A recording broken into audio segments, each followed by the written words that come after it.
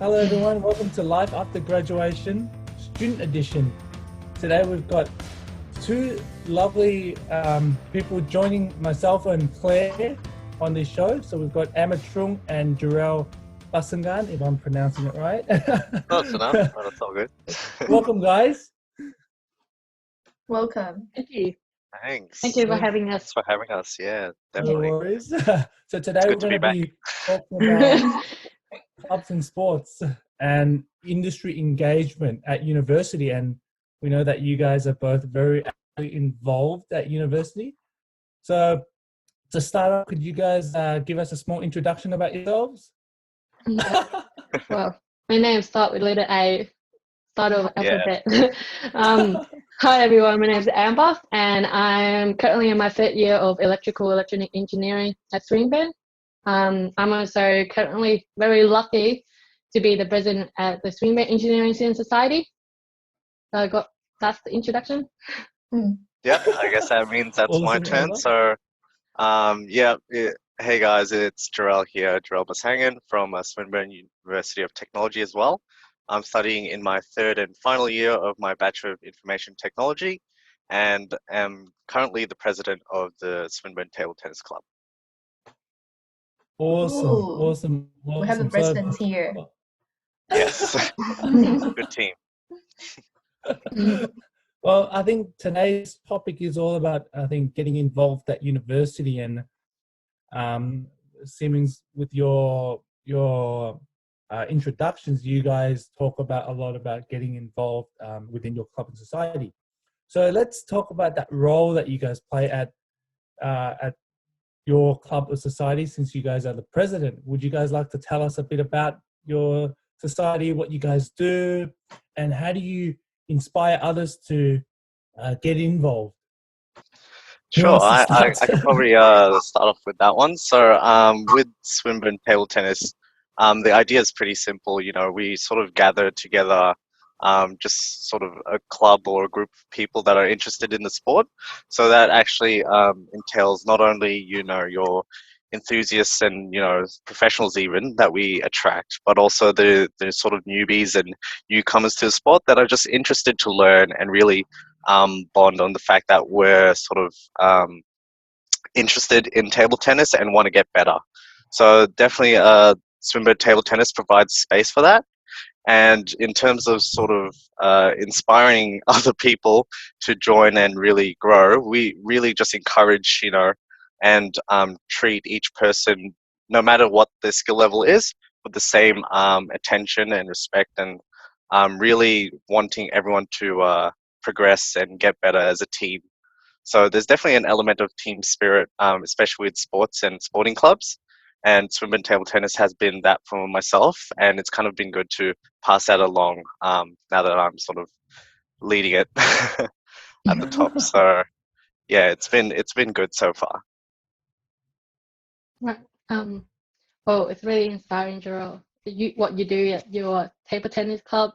Well, the idea of the Swinburne Engineering Student Society is also very simple. Well, we actually we used to don't have like a student body for the engineering student at Swinburne, even though it's just one of the major course that Swinburne has. So we see that, you know, gap in place, and so me together with like a group of friends who like to make a difference at our university, we started the Swinburne Engineering Society with the mission basically building two bridges. The first bridge is between the students themselves. We want to provide opportunity for people to connect with each other, you know, make friends, grow the network. And the second bridge is between the student themselves and the industry.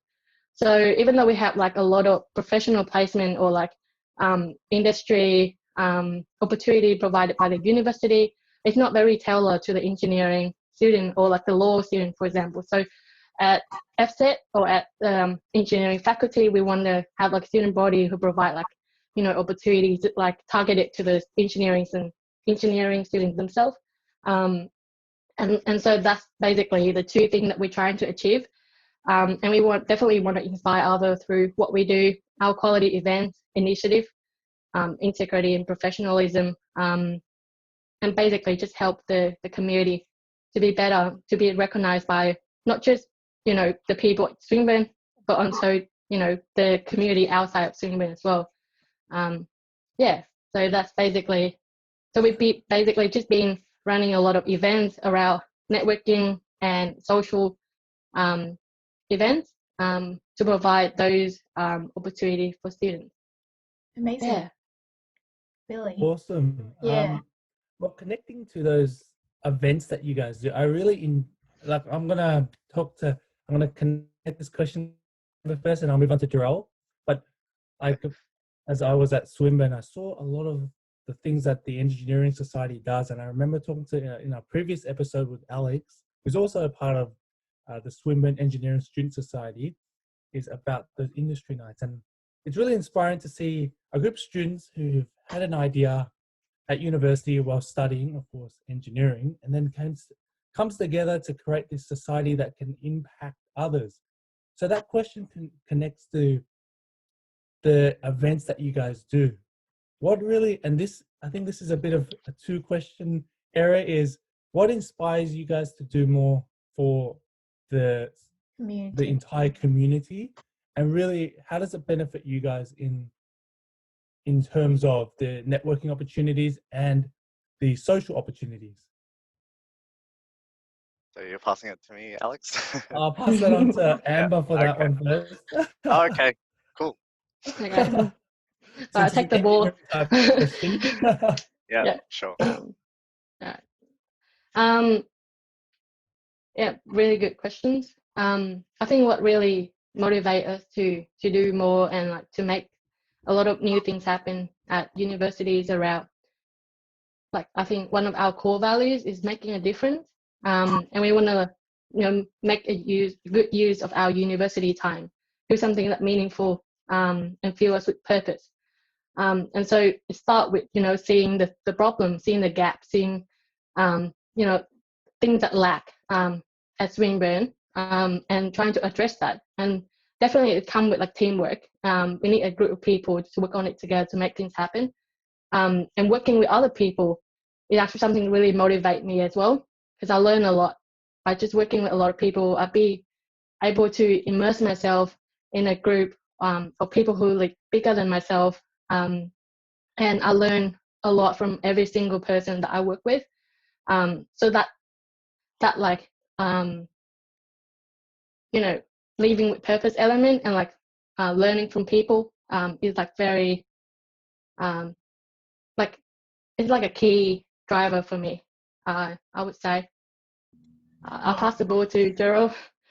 Thanks, Amber. Definitely a lot of um, words there that really resonate with our club as well. So it's interesting because we have here on the podcast sort of industry connection, type club and society that bridges students between, university and industry. But we also have sports, which is kind of like they're different in their own ways, but much more or less the same thing, really. And as Amber said, it was sort of Swinburne table tennis is there to sort of fill that void and gaps that are there for in terms of sporting, and that I guess work-life balance. So you study all your time at university, and then after class, what do? You can't just keep on pushing on. Although I know there are some people that do that, and kudos to them. I'm not one of them.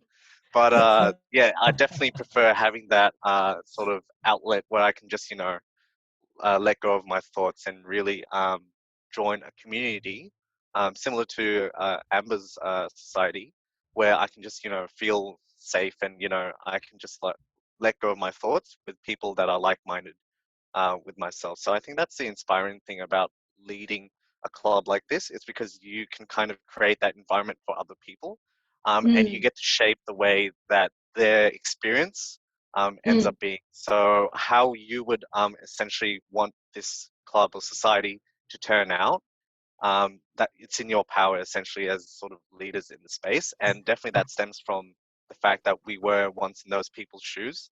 We were members at one point, and we saw the need to have this sort of thing. I've been lucky enough to just carry over from Alex and the great things he's done with the club, and personally haven't been able to make too many changes this year given the current climate. And I'm sure, Amber, you've had more success running events than we have. But yeah, definitely it's sort of just banding together and providing that community for those who need it. So yeah. Yeah.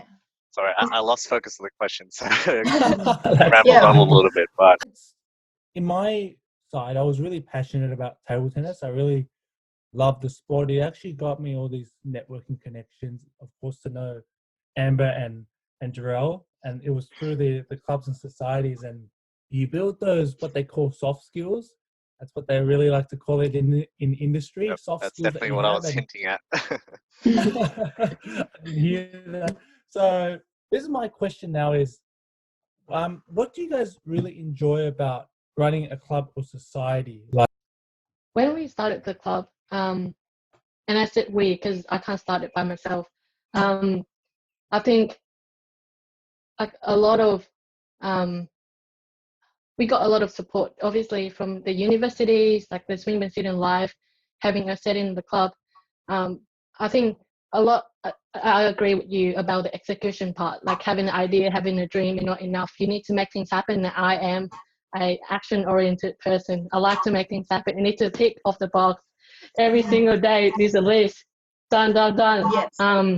And so that's why. And also in the team as well, we have other people who have different personalities. People who is more like on a creative side, people more on like strategic side, people who like to doing the work, and or maybe some people who like just generate ideas and don't like doing the actual work. But together we like feeling each other strengths and weaknesses, and I think relate like how can we make things happen. Again, a group of people, a lot of understanding of individual strengths and weaknesses, and also motivation as well. Like you need to understand your teams and what they want to get out this, and together align that with the club vision and missions, and ensuring that the club vision and missions actually align with like help the team to achieve their goals, personally and professionally. Um, yeah, a lot of executions, a lot of doing. So you got to be proactive. So yes, we all student and we have university life, and engineering is such a difficult course. And oh my gosh, so difficult. Oh my god. great. But yeah, I really love my course. By the way, I really love what I'm studying. And you got to be proactive to doing the extra thing to make things to happen, and not like just say I already have so much on my study. It'd be too much for me. It'd be too stressful to like doing extracurricular activities, and a lot of talking, a lot of communication as well. When you work in a team, and depending on whether the size of your teams and the diversity of your team as well, there's a lot of communication involved, and you've got to be willing to put in the time, the effort, to making sure that like the necessary things is addressed. Yeah, so I'm not like person who like making excuse like because of this limitations in place. Don't get enough support. I don't have a good enough team. People don't work. That hold me back from things. You gotta look at the problem and try to find the solutions. And here we go. We see there's a lack of student body at Swinburne. We gather a team together who like to make a difference, who like to make things happen. And so we work together to deliver that by developing system process in place, and communicate with each other often and effectively. So I hope I answered that question. Really in an insightful way. Yeah. Communicate. that was really insightful, Amber. She was stressed with her courses, but still a lot of achievements. So there should be a link here for students. All right. Yeah, So there's definitely like a balance to be struck in terms of outside commitments and your studies. Everyone knows sort of the importance of, I guess, completing your degree, getting those high marks, and graduating with a piece of paper or two. Yeah. But Football club. I guess I guess at the end of the day, was sort of like for those students that are willing to, go outside of that, I guess, expectation and really engage with, clubs and volunteering even, Mm. leadership positions and industry, networking nights and stuff like that. It really helps towards the end because Mm-hmm. I know from personal experience, a lot of the things I learned throughout my university career happened outside of university. There's a lot to be gained in terms of volunteering and engaging with these extracurricular activities, and it can Mm. definitely make you a well-rounded graduate at the end of your Mm. course. So definitely don't discount that. I think the advice is, it might be stressful, but I think if you can find a way to do it, like students should go for those extra opportunities. It'll definitely help you out towards the end. Yeah. Really So like the be advice that you guys give. actionable, proactive, and go out. Definitely. I think for me, what keeps me motivated and inspired to like continue, running the club and I guess contributing to that is definitely one part is the passion. So being, table tennis was something I was very passionate about from high school and even before that. So being able to carry that over to university was really great. Starting off as a member, being active and contributing, and then what you find out. As being part of a member, at first, is that you have sort of certain skills that you can contribute to the club, and these skills turn into opportunities when things arise, and then you sort of are able to fill those gaps. So definitely throughout my, I guess, university career, I didn't start off, at president right at the top, and I didn't even, I guess, aim to work my way up the club ladder. I definitely, started off as a member, went to IT and marketing, then vice president, and then president. And throughout all those different positions, it was just, I guess, a matter of where can I add more value and where can I contribute. I have these skills, whether it's related to my course or not. Where can I, help um, team out, and where can I help, the president at that time, which was Alex, and I'm pretty sure Alex can speak towards this. I would sort of just come up to him and say, "Hey, I have an idea for this. I have an idea for that. Do you need help with this? Do you need help with that?" And it's just sort of that. I guess again, one's the passion to help and improve what you're passionate about and the community surrounding that, but also, I guess, making it enjoyable for yourself as well. So because you're passionate about what you're doing, you care about it more, and it doesn't seem like work to you. Correct me if I'm wrong, Amber, but Oh working no. with the club is definitely not. I don't see it as work as much as just really helping out the members so that they can have fun. And together we're Mm. sort of having fun. Playing sport. It's inherently something that you do to sort of relax and get a little bit competitive at times. But at the end of the day, we just want to have fun at what we're doing.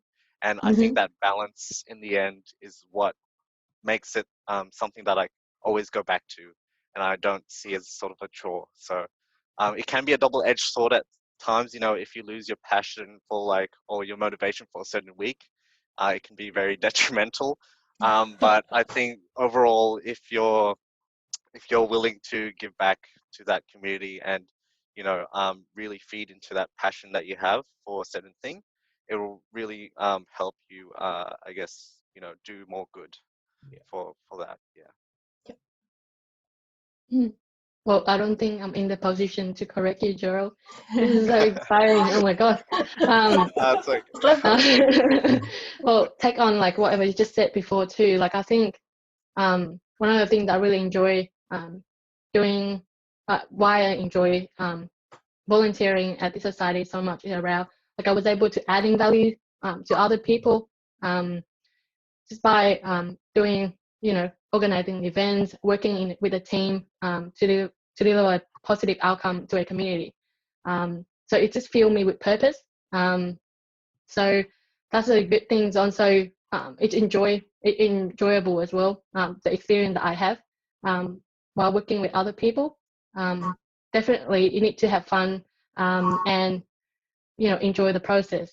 And I've been really enjoying what I'm doing at CES.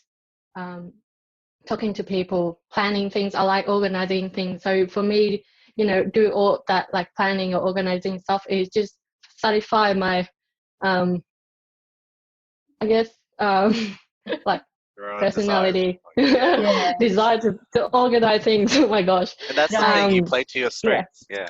Just like me yeah, and Alex. 100%. Yeah, just like me and Alex. And yeah, and also it also boosts my confidence as well. Because I used to think I'm not like a really good communicator, and that's just because I'm the president. I have to communicate a lot. I have to go out my way, talking to a lot of people, and like different people, like different group of stakeholders as well, like students, partners, university staff, and things like that, industry people, and they all different, and they all have different drive and motivation. So I need to actually have different approach in like talking to different people. And I used to think so. The fact that I used to think I'm not a really good communicator, and now I'm able to communicate like to the extent that I feel like I'm doing great, is really motivating me as well, because I guess seeing something that I wasn't able to do, and having an opportunity to build the skills around that is like amazing, and it says whatever I'm doing at the moment really help you know, improve the skills that I wasn't originally good at. So that is one of the things really motivating, and I really enjoy. Yeah, I it think is. it's going to really help you guys in your, like, when you guys finish up university and go into full-time work.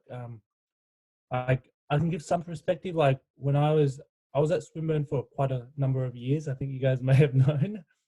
And through the years, I got involved, and you won't believe this, but I was a really shy person when I was really young. When I started uni, I didn't really talk. Now I'm a non-stop talker. I'm gonna admit, I'm gonna 100% admit that. All the good ideas can't- keep you can't shut me up can't sometimes. contain them all. But it builds your confidence, and like for me, like, and Claire, of course, to start up a podcast is something that, like, it wouldn't be something that I've always wanted to do. Like at uni, I would never see myself do, like, for example, a podcast. But when I finished up uni, and I think, like, when you start full-time work, it's kind of, there's no more clubs and societies for me. So I thought, well, Yep. I want to get back and help the community over my weekend. Like, yeah, full-time work is very Stressful. tiring, I do admit, and I didn't realize that till I started. And then once I got into the group and then doing the podcast, it really is very, I think what Amber pointed out in Jorel is that value that you create to others. And I really like the way that you guys summed it up. So that passes on to a question that I wanted to ask is events. Events. And I think this is the rewarding part. I can put my own perspective is when you put an event out and you put so much effort and time and energy and heartache sometimes, and then you do the event and then it comes out great. Could you guys give us a lowdown of the events that you guys do and what you really, really enjoyed about it, and to see the results? Yeah, sure. I guess for table tennis, it's pretty straightforward. You know, we either host table tennis competitions, or we go to other people's events and comps. So I think for the events that Swinburne held, and this was probably a couple of years ago before, you know, the whole lockdown thing happened. We haven't done anything since. But definitely when we were hosting those events, on campus. It was all about bringing that community to, I guess, our home ground and showing them what we had to offer, and really catering the experience to, I guess, make it an enjoyable and memorable one.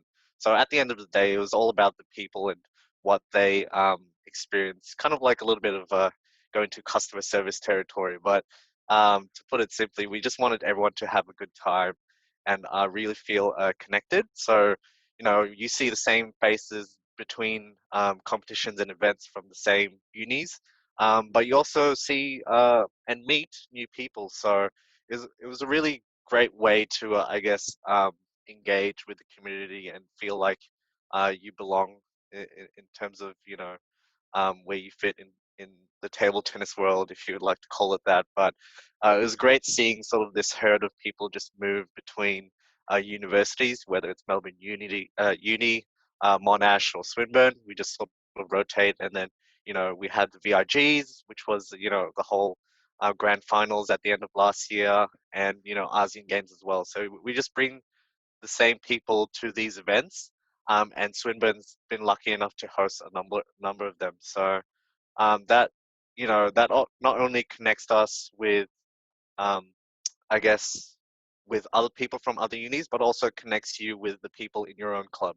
You know, how do they, you know, go about the competitions. You're sort of fighting as a team to, I guess, win some sort of prize. And there's definitely a um, competitive spirit towards it. But at the end of the day, it's all about having fun. And, you know, at times it can be more enjoyable to enjoy the food at the event than playing the sport. So wherever you find, you know, your sort of joy in being in that community, Swinburne Table Tennis did try to offer that, you know, whether it's prizes or food. Again, uh, table tennis, there's sort of a piece for everyone, and, you know, you can't please everybody at these events, but definitely we do try our best to make it as fun for the majority. And whether that's someone who's been here for a while now and has seen 10 plus events in the past, or someone that's new, we always want to create that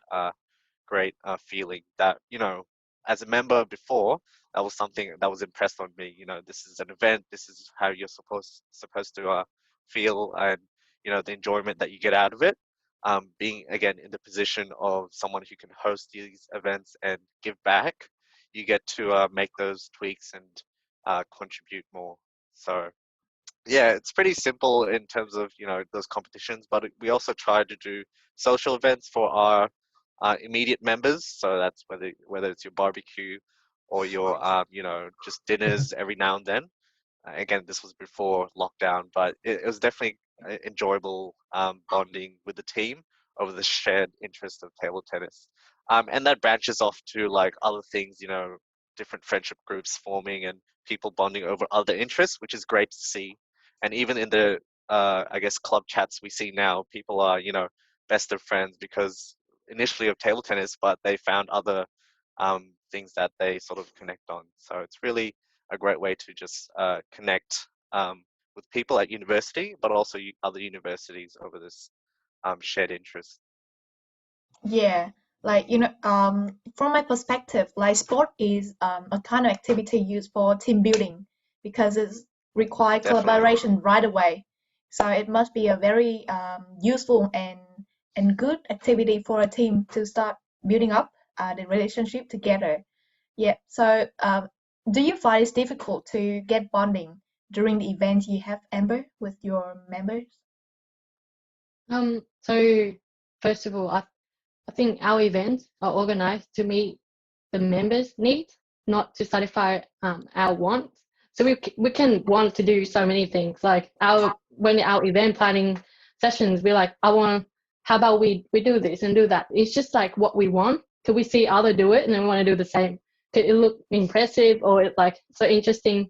But like we're trying to like talk to members. So our week or orientation days, things like that. We try to talk to our members as much as possible, gauge their interest, what they look after, how we can address those need that they have. So our events are designed around that. So here are the list of things that like our members say they want from us, and so we sit down, we set a goal for ourselves, what we want to achieve, what we want to meet, and then we start to like come out with like ideas, and like to the end we compare that again to that goal list and like the initial feedback from our members, to see whether this decision that been made has been like justified with the things that we talked before. So I think your event will be successful or not if you actually done the first step right, which is identify the need for that event. Because if you're organizing an event and it wasn't successful, it's because there's no need for it. Because that's why there's no audience. But if you organize an event where initially you see, when you stay a lot of time in like the problem statement part, and then actually, talking to the audience, then when you jump into like the planning and the designing of the event, you'll be able to come up with something that impact people in a great way, and your event would potentially be successful because you are doing planning everything tailored to that group of people that you want to provide value to. So I think that's a tip on like organizing good events. Not so much around like the element itself, because the element is really decided by the problem and the need that you want to address. So Right. I So have I to can, answer the questions. yeah, I can see that the way you come from the problem to the solution is a long journey. Like you come with the problem statement with the questions for your members to see how should it be, right? So normally, who would make the decision, or how did you come to the final decision during the argument, the discussion within your team? Right. So that's the reason why we have the decision making criteria at the start, which is based on the member need or the member voice. We have that list there. Whatever decision to make at the end is based on that list, not based on our opinion. So always one of the ways to make decision quickly and effectively is to have a decision making criteria. So here's the idea, or maybe like I can bring up an example. So when we organize like the let's say we actually about to roll out a merchandise for our club, and we want to donate 30% of our profit to a charity. However, we came up with a list of a charity that we thought would be good to donate to, so that's 10 in total. Now we have such a limited time to decide which one, and like we don't want everyone to actually jump into research all these 10 options by themselves. So we come up with criteria, right? So do we want to donate to education sector or health sector, for example? And then automatically we cut our 6 options because they all health sector when everyone decided to choose like education. So yes, so we got down to 4 options, and then we talk about whether we want to support like students or more like student in like primary or student in high school or student university, whether they want to do international student specifically, or you want to do like the whole. So when like everyone agree on that, voting on those options, we got a list of criteria, and so to look at all the options we have, which one meet all the criteria, that's the decision that we're going to go with. I hope that is like provide a good example, but it's not so much about like someone dominating the decision making. Cause I am the president, right? I see, like I can actually have a really strong opinion about things, but it's not rational for me to actually impose my thinking or my opinion on the group as a whole. I need to give people a voice, and the decision need to be made as a team and not by an individual. And it also need a system and process in play to help that go seamlessly as well. Yeah. So that's what I learned from experience. Right. Yep. Engineers didn't talk. A system, a process. Yeah, but that's great. Yeah. In professional environment, they use framework. They use system. Yeah. And I think sorry Alex, but I think you go. something to one thing I took out of that actually, just by listening to Amber and all that she's sort of doing with the club and her team, really great successes there I'm seeing, is that skill of being able to solve complex problems. So nearing the end of my university career, I'm starting to think of what sort of employability skills I need to sort of be developing or need to carry over and sort of advertise to my potential employers, and that's definitely something that's come up throughout my experience. not only in university, but also in placements through clubs. And obviously, Amber's spoken a little bit about it as well. It's sort of coming up with these solutions for these problems that, might not otherwise have a very straightforward answer to them. And so you sort of look at that from, all angles and try and get as many people's viewpoints and really come up with a way to solve a problem that meets the criteria. So being able to sort of think outside the box almost, and really tackle problems head on in a structured way that meets, that ends up having a great outcome, is definitely something that's looked for in industry, whether that's, IT for me or engineering or wherever you go. That problem solving ability is definitely something that you should have as a student, as a graduate. And linking that back to clubs, you can see that through our experience, we've sort of been able to hone in on that skill. So definitely, if again, advice to students, if you're looking to join a club or volunteer or whatever, get involved, you're not only developing your skill in that particular area, you're developing skills that can apply outside of that. And you might not even realize it at times, but you're actually, again, developing these skills that are actually quite important when you go to work in whatever field, and they're transferable. Again, I guess putting a term to what I'm saying is transferable skills, developing these skills that you can take with you after you graduate. So yeah, it's quite good to hear that I'm sort of not alone in what I'm experiencing, and I can sort of draw connections with what other people are doing as well. That's really great advice, guys.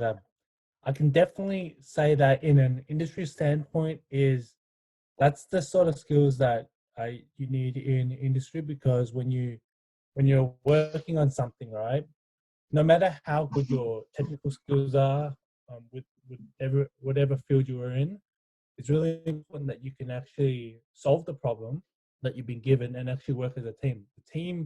I think the thing that I took out of clubs the most was the team aspect. Like, when you really at university, let's be honest here, before I connect it to this next question I have is, when you go to class, right, and then they're like, oh yeah, here's a group assignment that you're going to work with four students that you've never met, that are not your friends, work together. And then a lot of students will be sitting there, this person's not working well, this person doesn't have the work ethic skills that I have. And then you have that conflict of interest. But being in the clubs factor, like an area that you can actually build on, is a really good thing that you've kind of industry ready, we'll call it, or work ready.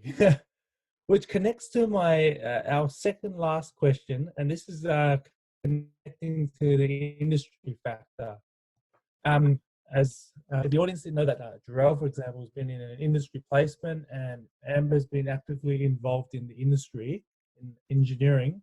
This question really links towards it, is how has getting involved actually helped you with your career and actually determining the things that your passion in the industry, like in a work sense? Right. Good question. Yeah, really good questions. I think I can go this one first. For me, because the world is infinite, and because I'm not working in the industry yet originally, there's so many unknowns, and so being able to go out there doing different program, have internships in company, give me more experience or more knowledge about the industry, and what are the opportunity out there, what are the options that I have. Because at university, when you're not doing that yet, you thought your journey after you finish uni, you become an engineer. With my engineering degree, I can become a lot of things. Can work in a lot of different organizations. Doesn't have to be a solid electrical engineer, for example. I can become different type of engineer as well. The transferable skills of there. So by having experience in industry, to basically unlock that blind where you don't have a lot of visibility at first about the opportunity you have, and now you have like more visibility. And yes, it also boosts your confidence as well, that you will be able, like you have higher employment ability after you graduated because you have this experience in place already. And I think obviously working in industry also boosts your confidence, and your soft skill too, because it's not, maybe not so much about technical skill yet when like you haven't like finished your degree yet, but the soft skill on like working with like different stakeholders and for example meeting like client expectations or requirements, how to deal with like conflicts, or how to like I guess pick up new things when like when given a task where you haven't like encountered before, you be able to like you just go with it and like learn how to do it for the first time. Yeah, so like ability to adapt and learn new things quickly to be able to deliver an outcome to your manager or your client is really helpful. It's kind of like industry experience. Yeah, I think that's probably the answer for that question for me. Jorel probably have a better one because that's like so much industry experience. Well, I wouldn't have so much industry experience, but definitely every bit counts.